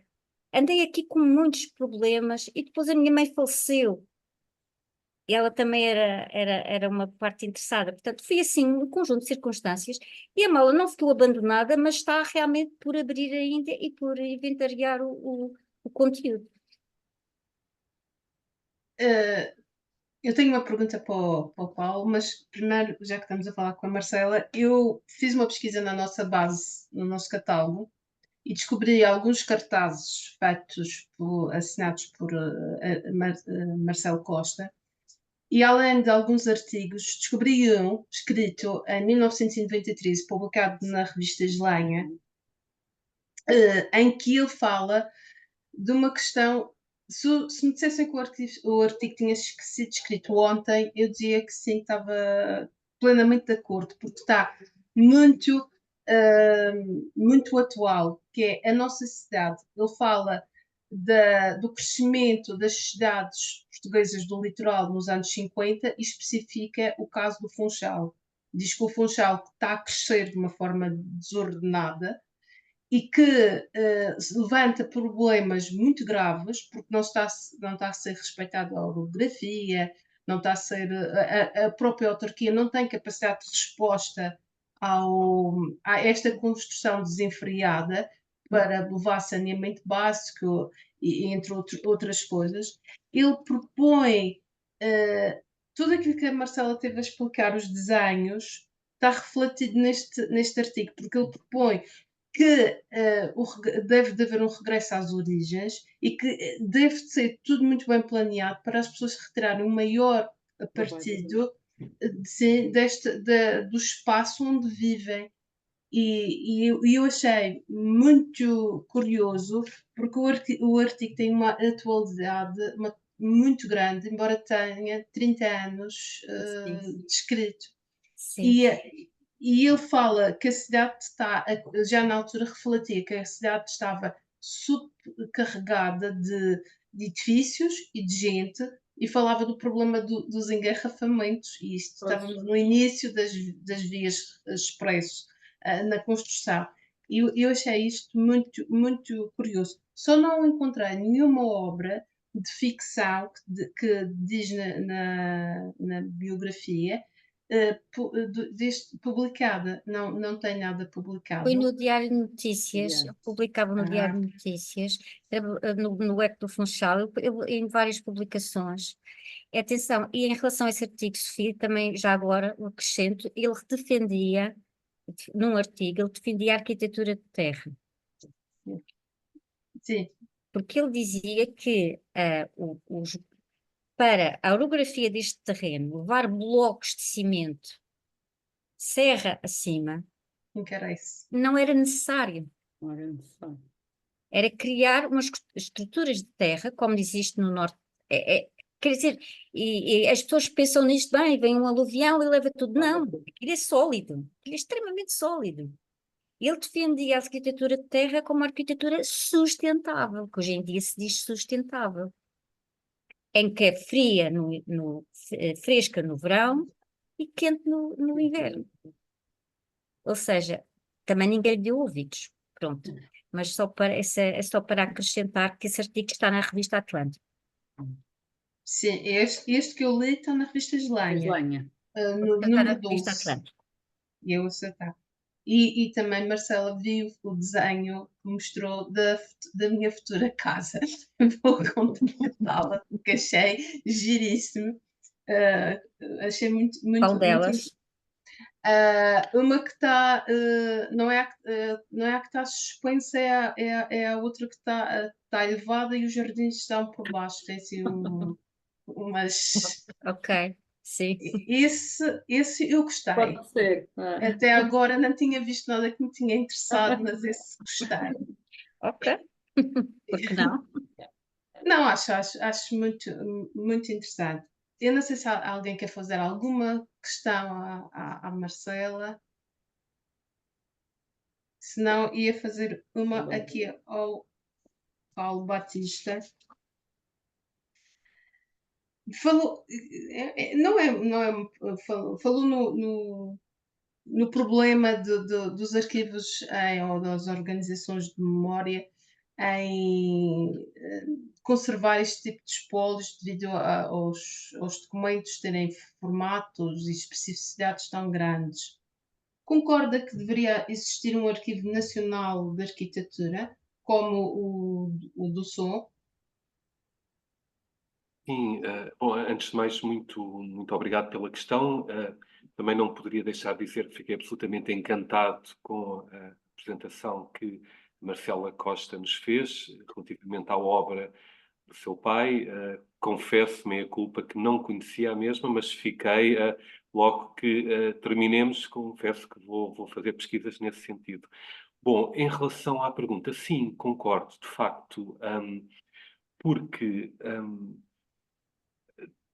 há, há um grande vazio, como eu referi.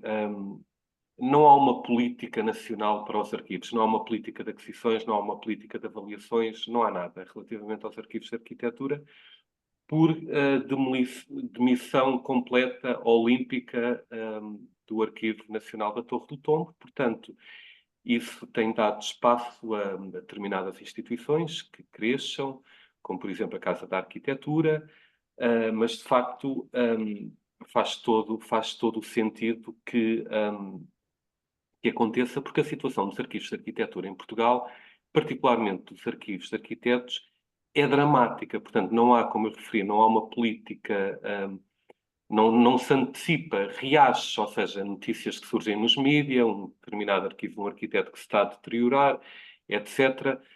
Portanto, anda-se sempre atrás do prejuízo. E, de facto, a situação dos arquivos de arquitetura é dramática, porque,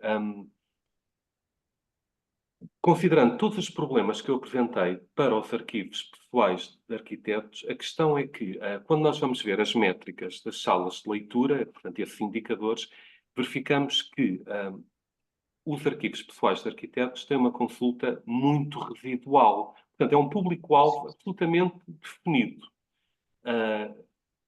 Trabalhos de dissertações de mestrado, teses de doutoramento, projetos de investigação em geral. Portanto, ao contrário do que acontece com os processos de obra particulares, que têm um valor primário muito grande. Portanto, para a realização de obras, a realização de escrituras, pagamentos de IMI, IMT, etc. Portanto, aliás, nos arquivos municipais que têm processos de obra à sua responsabilidade, os arquivos, eu fiz esse estudo no âmbito da minha tese de doutoramento, portanto, o público varia, digamos, entre 70% a 80% dos utilizadores desses arquivos, arquivos municipais, qual é que é a documentação que procuram? Os processos de obra particulares, pelo seu valor primário, portanto, probatório, fiscal, administrativo, legal, digamos. Esse valor não existe nos arquivos pessoais de arquitetos. Existe o valor secundário para fins de investigação, valor informativo, histórico, etc. Ou seja, dito de outra forma, como não há uma pressão no bom sentido do termo, dos utilizadores para consultar os arquivos pessoais de arquitetos, essa documentação vai ficando para trás, porque a pressão, os pedidos de consulta, depois originam ou não pedidos de reprodução de documentos, no universo dos arquivos municipais, estão muito direcionados para os processos de obra particulares. Por isso é que, eu vejo no Arquivo Municipal de Lisboa onde eu trabalho, mas isto pode ser replicado para a grande maioria dos arquivos municipais em Portugal, os projetos de digitalização, quando começam, estão ancorados, digamos, aos processos de obra particulares, porque é aí que está a pressão. Portanto, a partir do momento que a documentação está digitalizada, o pedido é satisfeito na hora, à distância, etc. Bom, como os arquivos privados de arquitetos, por via do seu valor apenas secundário, portanto, vão ficando para trás, até porque há o Código de Procedimento Administrativo, que determina um prazo legal para dar resposta aos pedidos, portanto, os arquivos pessoais de arquitetos, por todas estas razões que eu referi, não têm, vão ficando para trás, até em termos de tratamento. Porque lá está, nós vamos ver as métricas e são poucos os utilizadores dos arquivos municipais que procuram esta documentação. E depois lá está todo aquele conjunto de argumentos que eu apresentei, não é? O problema das maquetes é dramático, não é? Mas entre outros problemas de conservação, suportes muito frágeis, o papel vegetal é dominante, etc. E, de facto, tudo isto explica, digamos, que os arquivos pessoais de arquitetos vão ficando para trás, vão ficando um bocado longe dos holofotes da arquivística em particular e da ciência da informação em geral, porque, de facto, pelo conjunto de razões que eu apresentei. Mas sim, respondendo objetivamente à questão colocada, sem dúvida, porque... e depois há outra questão que é, nós falamos em arquivos de arquitetura e associamos a arquitetos. Mas não, temos um conjunto de agentes do processo de construção com muito menos visibilidade, mas de primeiríssima linha. Bom, engenheiros, construtores civis, empreiteiros, decoradores, que eram figuras com uma importância enorme e, portanto, que vão ficando ainda mais para trás, portanto, neste processo. E depois vemos aqui o caso, tivemos aqui um exemplo soberbo de um arquiteto de primeiríssima linha, mas que não tem essa visibilidade pública, não é? E, portanto, este é um problema profundo dos arquivos dos arquitetos, ou seja, aquelas grandes figuras, mas depois temos um conjunto de arquitetos de primeiríssima linha, mas que não têm essa atenção e vão ficando para trás. Portanto, sim, sem dúvida, é fundamental até porque são arquivos, suportes muito frágeis que se vão deteriorando dia para dia. E depois também dizer que a história, isto serve para tudo, no caso particular da arquitetura, não é só feita pelos grandes arquitetos, pelas grandes obras. Portanto, é fundamental apostarmos na chamada, digamos, anti-história, ou seja, que valoriza os projetos não construídos, que não passaram do papel, mas a história também é isso mesmo, não é? Há uns anos houve uma grande exposição no Museu de Lisboa, que tinha exatamente este nome, a Lisboa que poderia ter sido.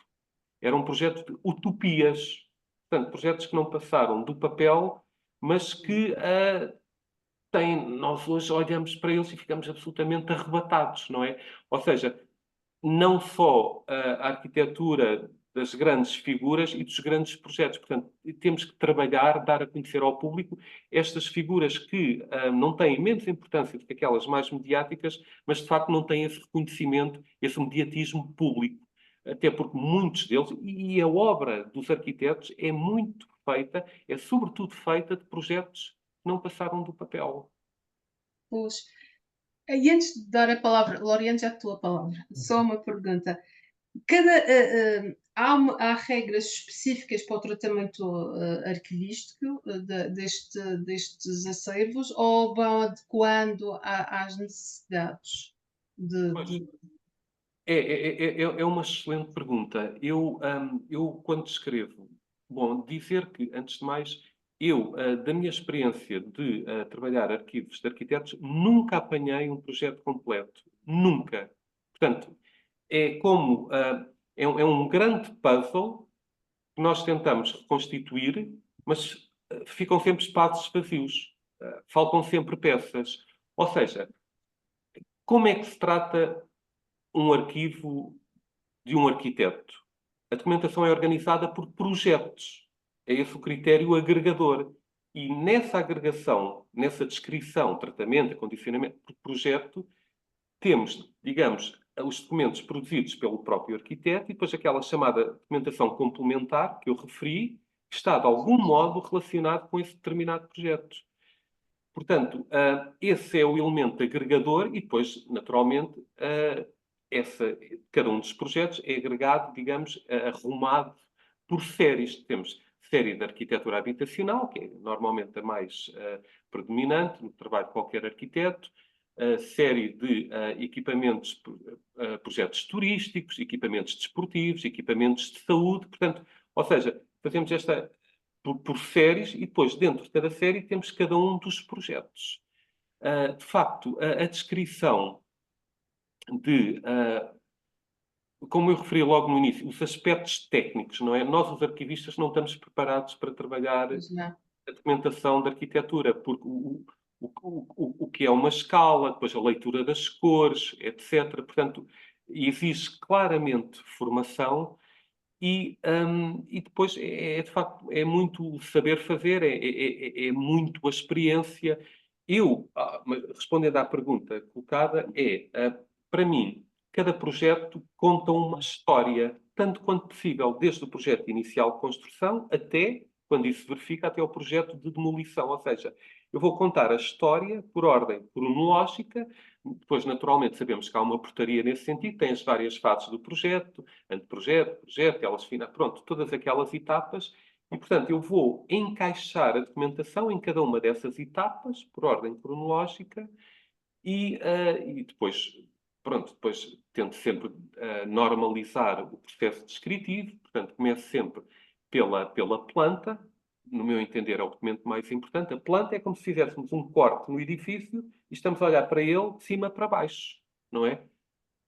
O alçado pode ser muito mais espetacular, mas só nos dá a parte da frente, não é? Pública, não é? Tal como a perspectiva, etc. Portanto, sigo esta sequência na descrição, de acordo com as várias fases do projeto, por ordem cronológica. Portanto, escrevo os desenhos, depois os documentos textuais e depois passo para os tais documentos complementares. Portanto, é um modelo de descrição que eu não normalizei. Eu nunca encontrei isto em lado nenhum e estou sempre atento, estou sempre à procura, a pesquisar, a encomendar livros, etc. Portanto, de facto não temos... há muitos espaços por preencher, porque depois é outra questão. Quando falamos nos arquivos de arquitetura, como eu também referi, é aquele lado mais espetacular dos documentos, aqueles desenhos aguarelados, aquelas cores, aquelas perspectivas, mas depois, no que diz respeito à documentação com valor primário, à gestão corrente da vida de um arquiteto, de um ateliê, não está lá nada, porque não... até meia culpa face, do ponto de vista das instituições, é uma documentação que não é assim tão interessante trabalhar. Portanto, ou seja, aquilo que chega às instituições de memória, arquivos, bibliotecas, museus, etc., é uma visão, é uma parte muito, muito parcelar da obra desse arquiteto. Até porque, só para terminar, eu vou dizer isto com muitas aspas, se temos arquitetos que desenvolvem um trabalho conceptual, uma reflexão, uma teorização, portanto, escrevem, publicam, etc., temos arquitetos, vou dizer isto com muitas aspas, que apenas projetam, não é? Portanto, apenas não têm, não desenvolvem a sua atividade noutras áreas, portanto, não há uma teorização, não publicam, não escrevem. Portanto, temos muitas realidades diferentes, sendo que com muitas áreas também por explorar. A questão da avaliação também é dramática nos arquivos de arquitetura, porque continua aquela ideia que tem que se conservar tudo. Não, por exemplo, temos de desenhos, temos muitas cópias, não faz sentido preservar. Por exemplo, nas fotografias, temos às vezes dezenas de fotografias de um determinado edifício, não é? Mas se formos a ver aquilo que as diferencia em duas ou três, portanto, também é outra questão é uma grande área de oportunidade, digamos, dentro dos arquivos de arquitetura, por si só, como um todo, são, mas particularmente a área da avaliação e da documentação em face corrente. Há muito trabalho a ser feito nesta área. Laureano, obrigada. Boa noite, sim, muito boa noite. Eu não vou fazer uma pergunta muito breve, atendendo ao adiantado da hora, e dirigida, portanto, para os nossos convidados, e quero agradecer imenso pela amizade que eu tenho, enorme amizade que eu tenho pelo professor Paulo Batista e também pela minha querida colega Marcela Costa, que agradeço esta maravilhosa apresentação do seu pai.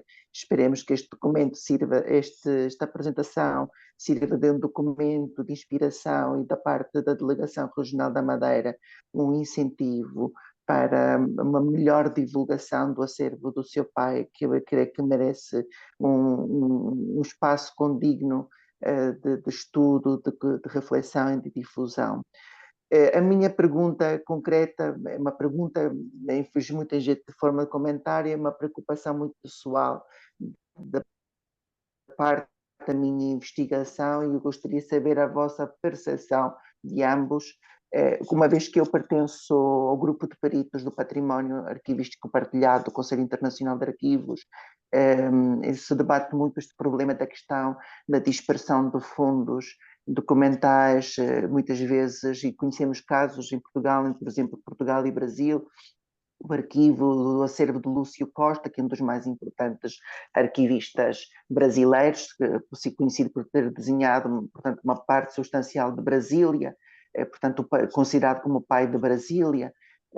Os descendentes decidem, portanto, remeter o acervo, portanto, o espólio do seu pai para o Portugal, especificamente para a Casa da Arquitetura.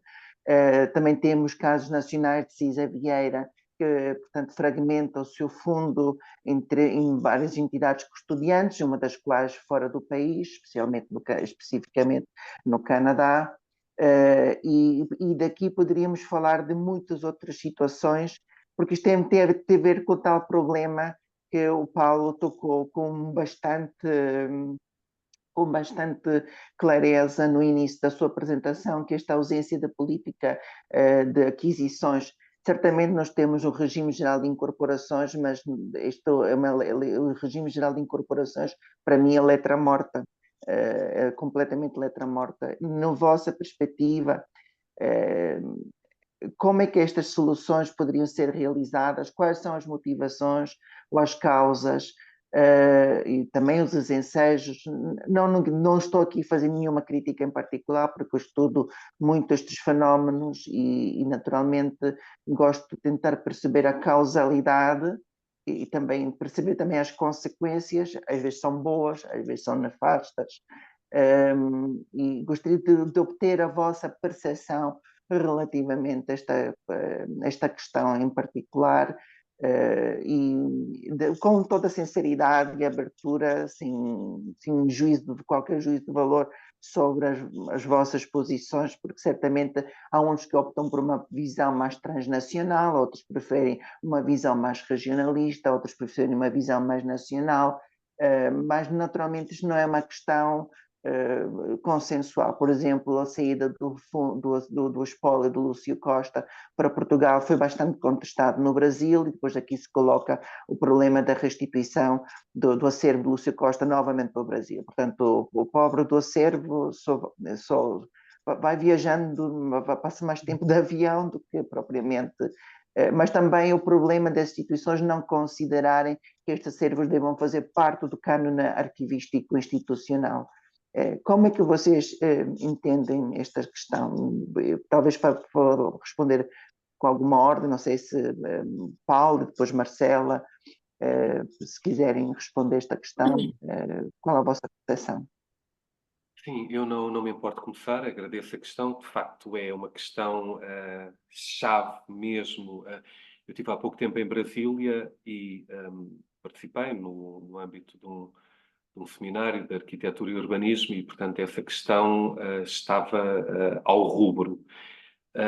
Até porque, de facto, uma parte muito, muito significativa da arquitetura contemporânea está na Casa da Arquitetura, em Matosinhos, portanto, também o espólio do Paulo Mendes da Rocha, portanto, um Pritzker, o Oscar da Arquitetura, também está lá e, de facto, é uma questão que não poderia ser mais atual. Bom, eu acho que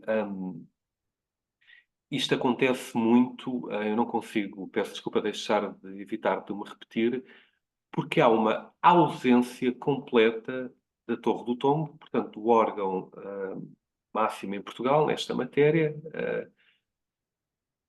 que não há uma política para os arquivos, não há uma política de aquisições, não há uma política de avaliação. Portanto, o espaço, o fenómeno da Casa da Arquitetura tem crescido muito por omissão do órgão nacional, da Torre do Tombo. Portanto, há um vazio que tem sido ocupado porque, portanto, temos diferentes instituições públicas e privadas que não comunicam entre si, não trabalham em equipa, não há um trabalho colaborativo e depois a Casa da Arquitetura tem desenvolvido um trabalho muito, muito ativo, digamos, no Brasil, no contacto com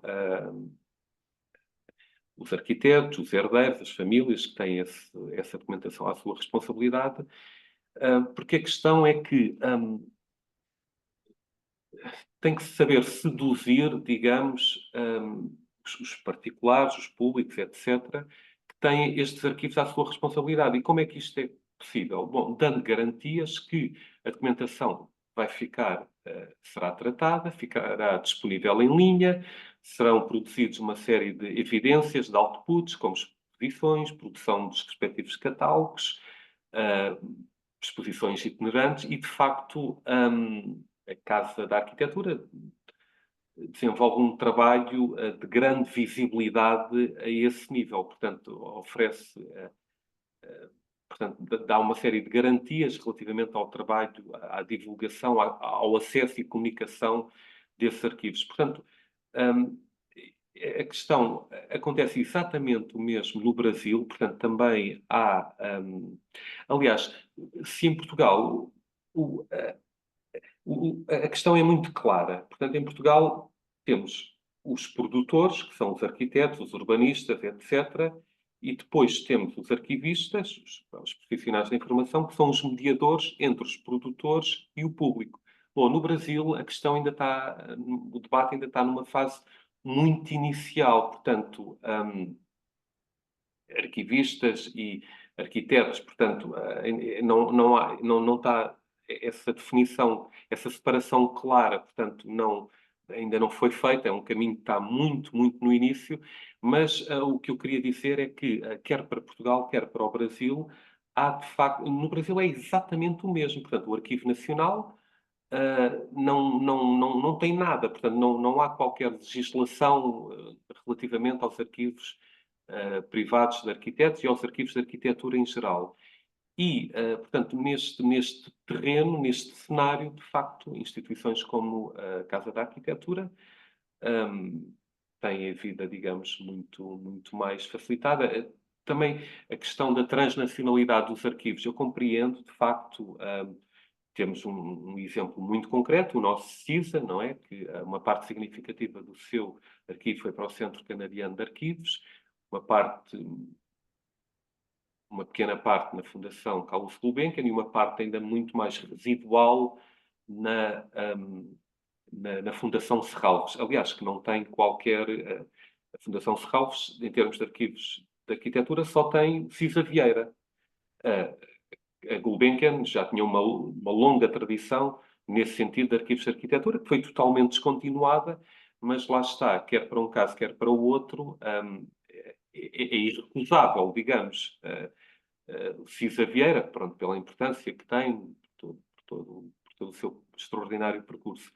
Mas, de facto, respondendo à questão, eu penso que tudo isto passa, mais uma vez, por uma total ausência de missão. Não há... os arquivos de arquitetura têm um peso, não só do ponto de vista arquitetónico e urbanístico, mas, como referi, cultural, educativo, etc. E essa documentação tem sido sucessivamente ignorada. Portanto, isto é algo que já acontece há décadas.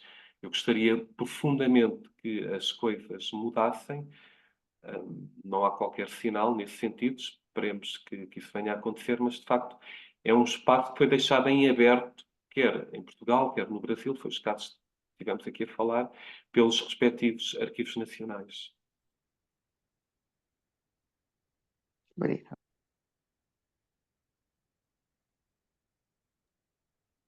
Não sei se a Marcela quer acrescentar alguma coisa. Por acaso, essa divisão dos acervos e dos espólios, uma coisa que o meu pai me dizia sempre é: quer que tudo seja mantido junto. Ele disse, não quero separar nada. Isto uma vez que vá para qualquer lado, vai tudo junto. E é isso que eu tenho mantido, vai tudo junto. Maquetes, tudo. Quando for, vai, mesmo a parte da escrita, vai tudo junto.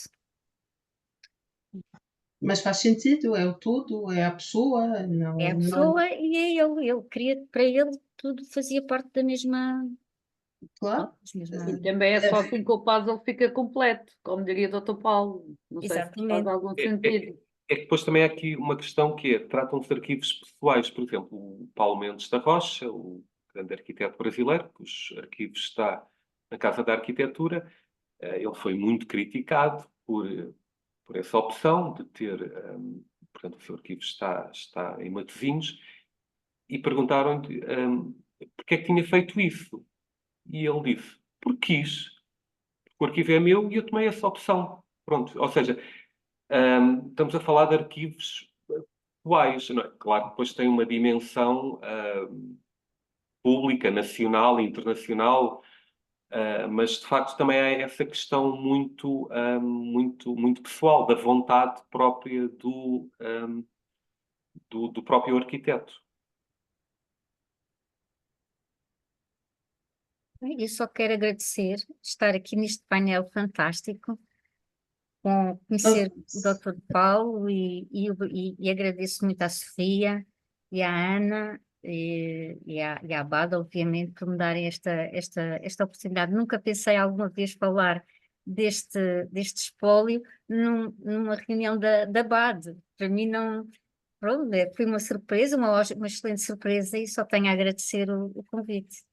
Nós é que agradecemos, em nome da delegação, eu agradeço muito terem aceito a vossa disponibilidade de estar aqui no final de dia, depois de um dia de trabalho, partilharem algo tão interessante. O Paulo mostrar os arquivos de arquitetura e o que é os desafios que existem, os problemas. Acho que aos nossos governantes falta deixar de só ser 1% para a cultura e ser mais, e mostrar que podem chamar mais a atenção, podem ter mais lucro e dar maior visibilidade ao país, que tem grandes personagens. E à Marcela, o carinho em ter vindo partilhar a memória do seu pai. Como disse a Ana Cristina, é muito desconhecido cá. Eu sabia de algumas obras, mas sabia muito pouco. E como disse uma familiar do seu pai, ele era um homem muito à frente, com ideias muito progressistas, e agora fiquei mesmo muito a conhecer. Agradeço muito essa sua disponibilidade e a presença de todos por estarem hoje aqui e a vos a fazer pensar neste problema que são os arquivos de arquitetura e preservar a memória destas pessoas. Muito obrigada a todos.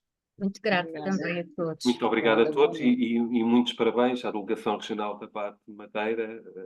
Muitos parabéns por esta iniciativa, pela extraordinária dinâmica que têm tido, e dizer que foi uma honra, um enorme gosto, um privilégio estar aqui convosco, com colegas que tanto admiro, e ter a oportunidade também de conhecer a Marcela Costa, que Igualmente. gostei muito, e da extraordinária obra de seu pai. Muito obrigado. Entretanto, eu estava aqui a ver as mensagens. Eu vou já enviar o PowerPoint de seguida, portanto, e depois peço que seja partilhado por todos. Muito obrigado.